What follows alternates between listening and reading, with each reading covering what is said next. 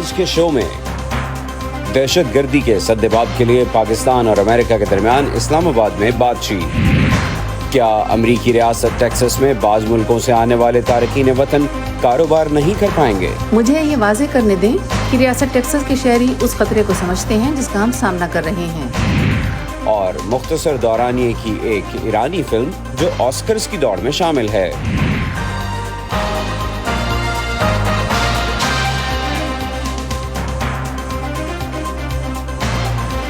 Voice of امریکہ کے Washington studios میں آپ سب کو خوش آمدید۔ آپ دیکھ رہے ہیں پروگرام ویو 360 اور میں ہوں محمد عاطف۔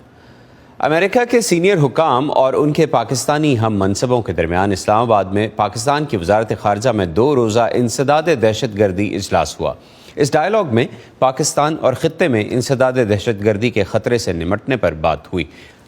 دہشت گردی کے خطرے سے نمٹنے پر بات چیت ہوئی۔ اجلاس کے بعد اسلام آباد میں امریکی سفارت خانے کی جانب سے جاری ہونے والے ایک بیان کے مطابق اجلاس میں ان شعبوں پر بھی توجہ مرکوز کی گئی جہاں امریکہ اور پاکستان علاقائی اور عالمی خطرات کا مقابلہ کرنے کے لیے تعاون کو بہتر بنانے اور پرتشدد انتہا پسندی کی روک تھام اور انسداد اور دہشت گردی کی مالی معاونت سے نمٹنے کے لیے بہتر تعاون کر سکتے ہیں۔ دونوں حکومتوں نے ان موضوعات پر بات چیت کو بڑھانے اور پرتشدد انتہا پسندی کی تمام شکلوں کا مقابلہ کرنے کے لیے پاکستان کی کوششوں میں مدد کے لیے انسداد دہشت گردی کے پروگراموں کو دوبارہ شروع کرنے یا متعارف کرانے کے راستوں پر بات چیت جاری رکھنے کا عزم کیا۔ امریکہ اور پاکستان کے درمیان مختلف شعبوں میں تعاون حال ہی میں بڑھ رہا ہے۔ حال ہی میں واشنگٹن میں تجارت اور سرمایہ کاری کے فریم ورک ٹیفا کونسل کا وزارتی اجلاس ہوا تھا اور آنے والے دنوں میں پاکستان میں اسٹریٹجک انرجی ڈائیلاگ اور climate and environment working group کا اجلاس بھی ہوگا۔ لیکن انسداد دہشت گردی سے متعلق اور اس اجلاس سے متعلق مزید جانتے ہیں اسلام آباد میں ہمارے نمائندے جلیل اختر سے۔ Jalil, thank you for your time. بتائیے کیا کہا جا رہا ہے ان مذاکرات کے بارے میں؟ اگر انسداد دہشت گردی اور سرحدی سلامتی کی بات ہے تو پاکستان کو تو سب سے زیادہ مسئلہ اس وقت افغانستان سے ہونے والی دہشت گردی سے ہے۔ افغانستان سے پاکستان میں ہونے والی دہشت گردی کی بات اگر ہوئی ہے تو اس معاملے پر دونوں ملکوں میں کس قسم کا تعاون ہو سکتا ہے؟ جی عاطف، یہ انسداد دہشت گردی کے مذاکرات پاکستان اور امریکہ کے درمیان ایک ایسے وقت ہوئے جب پاکستان کو کالعدم تحریک طالبان پاکستان کی بڑھتی ہوئی عسکری کارروائیوں کو سامنا ہے اور پاکستان کے لیے یہ نہایت تشویش کی بات ہے۔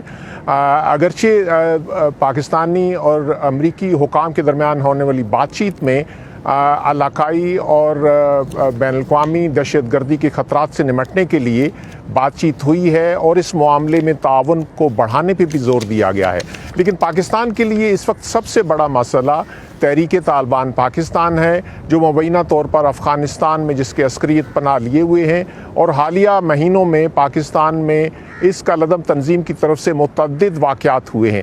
اگرچہ پاکستان اور امریکہ کے درمیان ہونے والی بات چیت کے بعد امریکی سفارتخانے کی طرف سے جاری ہونے والے بیان میں افغانستان کا ذکر تو نہیں ہے، لیکن علاقائی طور پر اور خطے میں بڑھتی ہوئی دہشت گردی کے خطرات کا ضرور ذکر کیا گیا ہے اور پاکستان کی یہ توقع ہے کہ افغانستان میں مبینہ طور پر جو تحریک طالبان کے جو شدت پسند موجود ہیں ان کے خلاف کابل کی طالبان حکومت کارروائی کرے، اور پاکستان کی یہ بھی توقع ہے امریکہ سے بھی اور عالمی برادری سے بھی کہ وہ بھی اپنا اثر و رسوخ استعمال کریں، نہ صرف پاکستان کی جو افغانستان کے ساتھ سرحد ہے اس کا انتظام کو مضبوط کیا جائے۔ اگرچہ پاکستان نے وہاں ایک باڑ نصب کی ہوئی ہے، لیکن اگست 2021 میں کابل میں طالبان کی واپسی کے بعد پاکستان کے لیے اس ہمسایہ ملک کی طرف سے دہشت گردی کا چیلنج جو ہے وہ بڑھتا ہی جا رہا ہے۔ جی اچھا جلیل، یہ ٹیرر فائنانسنگ پر اگر بات کی جائے تو ٹی ٹی پی کی جو ٹیرر فائنانسنگ ہے اس کو روکنے کے معاملے پر اگر تعاون ہوگا تو امریکہ سے کس قسم کا تعاون پاکستان ایکسپیکٹ کرتا ہے اور آپ کیا سمجھتے ہیں کیسا تعاون مل سکتا ہے؟ اگرچہ پاکستان نے فائنینشیل ایکشن ٹاسک فورس کی تجویز کردہ جو منی لانڈرنگ کے اور انسدادی دہشت گردی کو روکنے کے لیے، ان کی مالی وسائل کی فراہمی کے لیے متعدد اقدامات کیے، اور گزشتہ سال इन्हीं पे अमल करते हुए पाकिस्तान FATF की ग्रे लिस्ट से निकल गया है। लेकिन पाकिस्तान के लिए इस वक्त जो सबसे बड़ा चैलेंज है कि तहरीक तालिबान पाकिस्तान हो या दीगर शिद्दत पसंद ग्रुप हों जो इस वक्त पाकिस्तान में सरगर्म हैं और कार्रवाइयाँ भी कर रहे हैं, और यकीन पाकिस्तान की तवक्को है कि उनके लिए अगर कहीं बैरून मुल्क से को माली वसाइल फ्राहम किए जा रहे हैं तो उनकी रोकथाम की जाए। अमेरिका एक अहम मुल्क है और जो बैनुल-अक़वामी मालियाती इदारे हैं उन पे उसका असर व रसूख है, और यकीनन इस हवाले से पाकिस्तान और अमेरिका आपस में ताउन कर सकते हैं, और ये ताउन जो है एक लिहाज से पाकिस्तान के लिए मुफीद भी होगा जब अमेरिका के भी मुफाद में है कि खित्ते में बढ़ते हुए दहशतगर्द ग्रुपों के खिलाफ मौसर इक़दाम किए। जी हाँ, मौसर इक़दाम और टेरर फाइनेंसिंग के लिए पाकिस्तान को भी ताउन दरकार है। बहुत शुक्रिया जलील अख्तर, आपने इस्लामाबाद से हमें ज्वाइन किया। सन 2007 से 2009 तक खैबर पख्तूनख्वा का ज़िला सवात तालिबान के मुकम्मल कंट्रोल में था। उस वक्त ख़वातीन को घरों में महदूद करने के साथ साथ लड़कियों के स्कूल जाने पर भी पाबंदी आयद कर दी गई थी। नज़रुल इस्लाम हमें मिलवा रहे हैं 3 ऐसी बाहिम्मत ख़वातीन से जो उस दौर में स्कूल की तालिबात थीं लेकिन अब अपने ही इलाके में मुख्तलिफ नौइयत के फ़राइज़ सर अंजाम दे रही हैं। मज़ीद तफ़सीलात इस रिपोर्ट में। 2007 में जब शाइस्ता हकीम हायर सेकेंडरी स्कूल जाती थी तो उस वक्त सवात में शिद्दत पसंदी उरूज पर थी।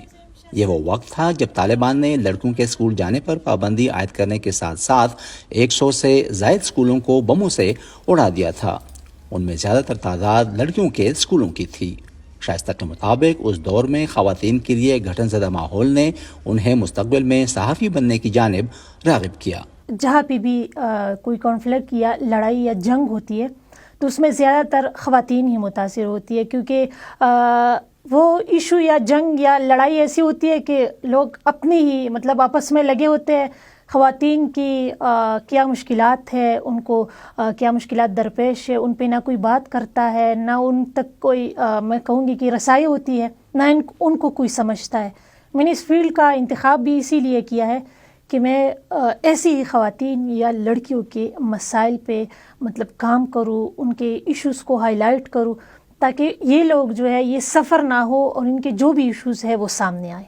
तालिबान के 2 साल कंट्रोल के दौरान ज़िला सवात में खौफ व हरास की फ़ज़ा थी। ज़्यादातर सरकारी दफातर बंद और कारोबार ना होने के बराबर थे। खौफ से भरपूर माहौल को याद करते हुए रोमाना, जो कि उस वक्त स्कूल की तालिबा थीं, का कहना है कि वो ज़हनी तौर पर शदीद डिप्रेशन का शिकार थीं। आज रोमाना एक एजुकेशनल साइकोलॉजिस्ट हैं और नफ्सियात के मजमून की उस्ताद होने के साथ स्कूल के बच्चों के नफ्सियाती मसाइल पर भी काम करती हैं। जब हम पे ये सिचुएशन आती थी तो हम पे खौफ तारी होता था और हम लोग उस चीज़ से डिस्टर्ब हो जाते थे। कहीं बाहर जाना या स्कूल आना ये सब बंद, और अगर आते भी थे तो हमें मतलब हम डर जाते थे और हमें हर टाइम हमें जो है वो एंजाइटी होती थी या फेयर होता था। अभी ये सब कुछ एक्सपीरियंस करके या जो मेरा रोल है एज अ साइकोलॉजिस्ट, मैं बच्चों को कैसे इस खौफ में या कैसे ऐसी सिचुएशन आए इसको डील कैसे करना है, तो ये सब कुछ मैं उनको बताती हूँ और उनके मेंटल हेल्थ पे काम करती हूँ। नीलम चटान अब वकालत के शोबे से वाबस्ता हैं। उनका कहना है कि उस वक्त के हालात व वाक़यात को देखकर ही उन्होंने वकील बनने का फैसला किया था। ख़वातीन का ये मसला था कि एक तो तालिबानाइजेशन थी, दूसरी तरफ घर में जो डोमेस्टिक वायलेंस है वो हो रहा था, तो वो 2 जंगों के साथ लड़ रही थी। तो मुझे ये लगा कि ख़वातीन जो है वो इस जंग की वजह से और भी मेंटली डिस्टर्ब हो रही हैं। इस तरह से एक औरत जो है वो एक बच्चे को पालती है, उसका ग्रूमिंग जो है वो एक औरत ही करती है। तो इस वजह से मुझे लगा कि ख़वातीन को बहुत ज़्यादा ज़रूरत है कि वो लॉ की तरफ आए और ख़वातीन की मदद करें। शाइस्ता के मुताबिक वादी सवात में अब हालात काफ़ी हद तक बेहतर हो चुके हैं और लड़कियां हर मैदान में अपना मकाम बना रही हैं। जैसे एक मर्द काम करता है बाहर या ऑफिस में करता है, मैंने पहले भी कहा कि यहाँ अब हर ऑफिस में जो है लड़की जो है वो काम कर रही है। पहले ऐसा नहीं होता था, पहले होता था सिर्फ मर्द ही है और ख़वातीन के लिए सिर्फ टीचिंग या सिर्फ वो डॉक्टर बनती थी, मगर अब नहीं। अब लोग इतना चेंज हो गए कि यहाँ पे स्वात में अब हर फील्ड में जो है वो लड़की मौजूद है और पढ़ रही है और मर्दों की शाना बशाना जो है वो काम कर रही है। अफगानिस्तान में तालिबान की हुकूमत आने के बाद से अस्करी पसंदों की जानिब से सवात में फिर से कदम जमाने की कोशिशें सामने आईं, लेकिन यहाँ के अवाम ने एहतजाजी मुजाहरों के जरिए अपने गम गुस्से का भरपूर इजहार किया। دوسری جانب شائستہ حکیم کا کہنا ہے کہ اب حالات تبدیل ہو چکے ہیں، سوات کے عوام میں شعور اور آگہی آ گئی ہے اور وہ پھر سے دہشت گردی کے باعث اپنا گھر بار چھوڑنے کے لیے تیار نہیں ہیں۔ Nazar ul Islam, voice of America, Mingora, Swat. ایسی ہی مزید باہمت خواتین کی کہانیاں ہم لے کر آئیں گے اپنے کل کے پروگرام میں خواتین کے عالمی دن کی مناسبت سے، جو کہ خصوصی رپورٹس ہم پیش کریں گے۔ ابھی دیکھیے ان کی چند جھلکیاں۔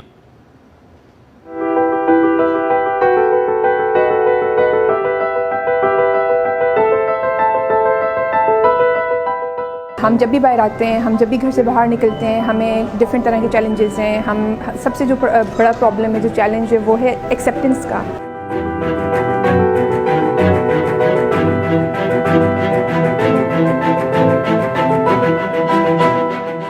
سب سے زیادہ خواتین افیکٹ اس طرح سے ہوتی ہیں کہ ڈیلی ویجز کی ایک دم سے کمی آ جاتی ہے ان کی لائف میں۔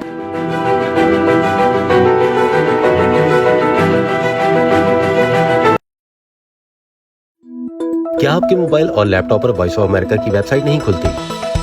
تو آپ ہمارا کانٹینٹ دیکھنے اور پڑھنے کے لیے ہمارے فیس بک پیج پر آئیں۔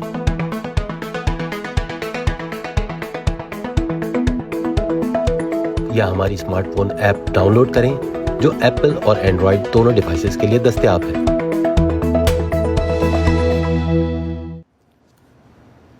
امریکی ریاست ٹیکساس کے قانون ساز چین، ایران، شمالی کوریا اور روس کے شہریوں کے لیے ریاست میں کسی بھی نوعیت کے کاروبار کی ملکیت حاصل کرنے اور کسی قسم کی زمین خریدنے کی کوششوں پر پابندیاں لگانے کے بارے میں غور کر رہے ہیں۔ اس قانون سازی کے مخالفین کا کہنا ہے کہ یہ اقدام تعصب اور نسل پرستی پر مبنی ہے۔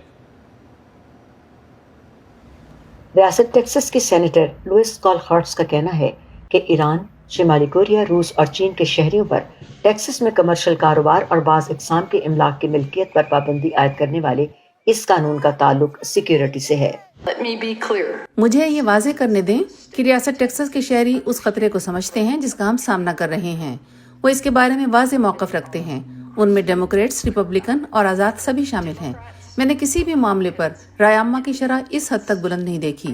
مجھے فخر ہے کہ آپ کے سامنے جو تجویز رکھ رہی ہوں وہ عوام کی رائے ہے۔ لوئس کالہارٹس نے اس مجوزہ قانون سازی پر عوامی سماعت کا آغاز گزشتہ ہفتے جمعرات کو کیا۔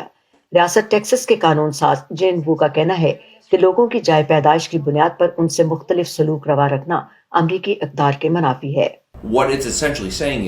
بنیادی طور پر یہ کہا جا رہا ہے کہ ان ممالک سے آنے والا ہر تارک وطن اور ہر فرد جاسوس ہے، غدار ہے اور ان ممالک کے لیے ایک ممکنہ ایجنٹ ہے، اور یہ محض ناانصافی ہے، خاص طور پر جب غور کیا جائے کہ چین، ایران اور روس سے آنے والے متعدد افراد ایسے ہیں جو ان حکومتوں سے بھاگ کر آئے ہیں اور جو ان حکومتوں سے کوئی واسطہ نہیں رکھنا چاہتے ہیں۔ ٹیکساس کے محکمہ زراعت کے کمشنر کے مطابق چینی فوج کے ساتھ مبینہ طور پر تعلق رکھنے والے ایک ارب پتی چینی کے جنوبی ٹیکساس میں ایئر فورس کے ایک اڈے کے نزدیک پون چکی فارم بنانے کے لیے 52,000 ہیکٹیئر سے زیادہ اراضی خریدنے کے بعد انہوں نے قانون سازوں کے ساتھ مل کر اس قانون کے مسودے پر سخت محنت کی۔ اگر کوئی فرد زمین خریدنا چاہتا ہے تو پہلے امریکی شہری بنے۔ جب آپ امریکی شہری بن جائیں تو جتنی چاہیں زمینیں خریدیں، لیکن اگر آپ کمیونسٹ پارٹی کے رکن ہیں یا ہمارے دشمنوں میں سے ہیں تو اس صورت میں آپ زمین نہیں خرید سکتے۔ نیشنل ایرانین امریکن کونسل کے صدر جمال عابدی کا کہنا ہے کہ اس بل کے ساتھ مسئلہ یہ بھی ہے کہ وہ ایسے افراد کو بھی نشانہ بناتا ہے جن کا غیر ملکی حکومتوں سے کوئی تعلق نہیں۔ ان کا خیال ہے کہ اس سے نسل پرستی کو ہوا ملے گی۔ میرا خیال ہے کہ اس سے لوگوں کے قانون کو اپنے ہاتھ میں لینے کی حوصلہ افزائی ہوگی، جہاں لوگ یہ کہیں گے کہ ٹھیک ہے، یہ ریاستی قانون ہے کہ مجھے چینی یا ایرانی شہریوں کو گھر یا جائیداد خریدنے پر پابندی عائد کرنی ہوگی، اور اس طرح میں اپنی مرضی سے اس بات کو یقینی بناؤں گا کہ میں ایسا نہیں کر رہا ہوں۔ جین وو کا کہنا ہے کہ مجوزہ قانون کاروبار کے لیے اچھا نہیں ہے۔ چین ٹیکساس کا دوسرا سب سے بڑا تجارتی شراکت دار ہے اور ٹیکساس کی مصنوعات کا تیسرا سب سے بڑا خریدار ہے، اور اگر آپ چینی فارغ التحصیل طلبہ کو بتاتے ہیں کہ اگر آپ یہاں آتے ہیں تو ہو سکتا ہے کہ آپ کاروبار شروع نہ کر سکیں، تو وہ یہاں کیوں آئیں گے؟ وہ کسی ایسی جگہ پر جا سکتے ہیں جہاں ان کا کھلے دل سے خیر مقدم کیا جاتا ہے۔ اس مجوزہ قانون کا اصل مقصد یہ ہے کہ چین سے آنے والے لوگوں کو زمین خریدنے سے روک دیا جائے۔ آپ سمجھ رہے ہیں نا کہ یہی پورا مقصد ہے؟ جی ہاں، اس سے چین کے لوگوں کو زمین خریدنے سے روک دیا جائے گا۔ ہم ایسا نہیں چاہتے ہیں، اسے روکنے کی ضرورت ہے۔ ٹیکسس کے گورنر گریگ ایبٹ کا کہنا ہے کہ اگر یہ بل ٹیکسس مقننہ کے دونوں ایوانوں سے منظور ہو جاتا ہے تو وہ اس کو قانونی شکل دینے کے لیے دستخط کرنے کو تیار ہیں۔ ڈینا مچل کی رپورٹ کے ساتھ بیجر جلانی، وائس آف امریکہ۔ امریکی قانون مذہب، نسل یا قومیت کی بنیاد پر کسی بھی شخص سے امتیازی سلوک کو انکریج نہیں کرتا بلکہ اس پر پابندی لگاتا ہے، اور یہ بھی کچھ اداروں اور کچھ حضرات کی طرف سے ایک ایسا ہی معاملہ ہے، لیکن ابھی اس پر مزید آگے چل کر کیا پیش رفت ہوگی اس کے لیے ہمیں انتظار کرنا ہوگا۔ اب بڑھتے ہیں کچھ انٹرٹینمنٹ کی جانب۔ ایرانی نژاد فلم ساز سائرس نشوات کی ایک مختصر فلم دی ریڈ سوٹ کیس آسکر کے لیے نامزد کی گئی ہے۔ اکیڈمی ایوارڈز کی تقریب 12 مارچ کو ہوگی۔ ہدایت کار اور ان کی سٹار نے وی او اے کو بتایا کہ اس فلم میں ایک نوجوان خاتون کی جانب سے اپنا مستقبل خود متعین کرنے کی جدوجہد پر نظر ڈالی گئی ہے۔ تفصیلات اس رپورٹ میں۔ ایک 16 سالہ لڑکی ایران سے ایک ایسے شخص سے شادی کرنے لکسمبرگ ایئرپورٹ پہنچتی ہے جس سے وہ پہلے کبھی نہیں ملی۔ وہ ایک سرخ سوٹ کیس میں بند اپنی تمام چیزوں کو خود سے چمٹائے ہوئے ہے۔ پھر وہ ایک تباہ کن فیصلہ کرتی ہے اور اپنی پرانی زندگی کی پابندیوں کو مسترد کرتے ہوئے اپنا حجاب اتار دیتی ہے۔ اس کا مطلب ہے کہ عورت کے کوئی حقوق نہیں ہیں اور مرد با اختیار ہیں۔ لڑکی ایئرپورٹ پر گم ہو جاتی ہے۔ وہ سہمی ہوئی اور اکیلی ہے جبکہ وہ شخص اسے ڈھونڈ رہا ہے جسے اپنی مطلوبہ دلہن کی تلاش ہے۔ وہ اس کے لیے ایک جیل کی طرح ہے، ایک بند جیل۔ لہٰذا میں نے اسے اس پورے ماحول میں دکھانے کی کوشش کی تاکہ یہ ظاہر کیا جا سکے کہ یہ جگہ بہت بڑی ہے، کیونکہ ہم جتنی بڑی جگہ دکھاتے ہیں اتنا ہی ہم اس کی تنہائی کو زیادہ محسوس کرتے ہیں۔ اور اس کی نا امیدی کو۔ نوجوان اداکارہ نویل ایواد شمالی افریقی پس منظر کے ایک خاندان سے تعلق رکھنے والی فرانسیسی خاتون ہیں، لیکن وہ کہتی ہیں کہ ہر جگہ کی نوجوان خواتین یہی سوال کرتی ہیں۔ مجھے اپنی آزادی کب مل سکتی ہے، خاص طور پر جب آپ کسی ایسی آمرانہ حکومت سے آئی ہوں جو خواتین پر ظلم کرتی ہو۔ یہ وہ وقت ہوتا ہے جب میں اپنے فیصلے خود کرتی ہوں۔ یہی اس فلم کا پیغام ہے، یہی وہ فیصلہ ہے جو وہ آخر میں کرے گی۔ ایران میں پیدا ہونے والے ہدایت کار کہتے ہیں کہ اس فلم کی شوٹنگ ایرانی حکومت کی جانب سے خواتین مظاہرین کے خلاف وحشیانہ کریک ڈاؤن کی شہ سرخیاں بننے سے پہلے کی گئی تھی۔ جب ہم فلم مکمل کر رہے تھے تو اس وقت ایران میں یہ سب کچھ آہستہ آہستہ ہو رہا تھا، تو لوگ میرے پاس آ کر کہہ رہے تھے کہ آپ کو یہ سب کیسے معلوم ہوا تھا، اور میں کہنا چاہتا تھا آپ کے لیے یہ نیا تھا، ہمیں تو معلوم تھا۔ اداکارہ کہتی ہیں کہ حقیقی واقعات کی روشنی میں یہ فلم اور بھی بامعنی بن گئی۔ ہاں، اور ہم نے فلم بننے کے 2 سال بعد ان کے بارے میں سنا اور یہ آخرکار میرے لیے، ہمارے لیے اور بھی اہم بن گئی۔ میرے خیال میں یہ فلم اب اس لیے اپنا وجود رکھتی ہے کہ اسے ختم کرنا اور آپ کے خیالات سے اختلاف کی وجہ سے اس پر تنقید اب ایک بہت مشکل کام ہے۔ اب فلم ساز، اداکارہ اور ہالی ووڈ آسکر ایوارڈز کا انتظار کر رہے ہیں جب دی ریڈ سوٹ کیس 12 مارچ کو بہترین لائیو ایکشن شارٹ فلم کے لیے 4 دوسری نامزد فلموں کے ساتھ مقابلے کے لیے پیش ہوگی۔ مائک سلیون کی رپورٹ کے ساتھ یاسمین جمیل، وائس آف امریکہ۔ گزشتہ 60 برس سے پاکستان کی انٹرٹینمنٹ انڈسٹری سے وابستہ اداکار شکیل اب ڈراموں میں کم ہی نظر آتے ہیں۔ ان کے بقول اسکرپٹ اور کہانی اچھی نہ ہونے کی وجہ سے وہ اب ڈراموں سے دور ہیں۔ انکہی اور آنگن ٹیڑھا سے مقبولیت حاصل کرنے والے یوسف کمال اداکار شکیل کیسے بنے اور وہ موجودہ شوبز انڈسٹری سے متعلق کیا رائے رکھتے ہیں، وی او اے کے عمیر الوی نے ان سے بات کی۔ اس زمانے میں الیکٹرانک میڈیا تو نہیں تھا، پرنٹ میڈیا تھا، تو پرنٹ میڈیا نے جو مجھے القاب و خطابات دینا شروع کیا تھا نا، گرامر بوائے، پرنس چارمنگ، یہ سب، تو وہ اس وقت کے لحاظ سے تو صحیح تھے، مگر یہ تب میں کہتا تھا کہ بھائی میں صرف رومانٹک ہیرو نہیں ہوں، میں ایک سیریس ایکٹر ہوں، میں صحیح کام کر کے دکھانا چاہتا ہوں گا as an actor, just not as a hero. تو وہ اللہ نے مجھے موقع فراہم کیا انکل رفیع کے اس میں، اور پھر جب سیریل بنا تو میں بھی خائف تھا اندر سے کہ پتہ نہیں لوگ مجھے ایکسیپٹ کریں گے باعث انکل رفیع، مگر اللہ کا کرنا یہ ہوا کہ وہ ایکسیپٹ ہوا، اور وہ میرے کیریئر کا ٹرننگ پوائنٹ بنا، اور یہ کہ میں نے اپنے آپ کو ایز این ایکٹر بنوایا ہے۔ انکہی اور باقی جو ڈرامے تھے اس میں کامیڈی ایلیمنٹ بھی تھا، لیکن آپ کا کیریکٹر جو تھا وہ کامیڈی سے بہت دور ہوتا تھا، اس کی کیا وجہ تھی؟ میں کمیڈین نہیں تھا، میں ہیرو تھا، تو ہیرو ہونے کے ناطے جو ہیرو کا ہوتا ہے وہ رومانٹک ہی ایلیمنٹ تھا اس کے اندر۔ انکل عرفی کے اندر بھی سب سے بڑی بات یہ ہے کہ رومانٹک ایلیمنٹ تھا، وہ انکل ہونے کے باوجود اس کا جو پری ڈومیننٹ فیچر تھا وہ رومانس تھا۔ کامیڈی سے آپ دور رہے، صحیح ہے، لیکن پھر اچانک آنگن ٹیڑھا آیا جس میں آپ نے بڑی عمر کا کیریکٹر بھی کیا اور کامیڈی بھی کی۔ اندر محسوس جو تھے وہ چاہتے تھے کہ میں محمود احمد کروں، جبکہ قیصر فاروق جو تھے وہ چاہتے تھے کہ میں اکبر کروں۔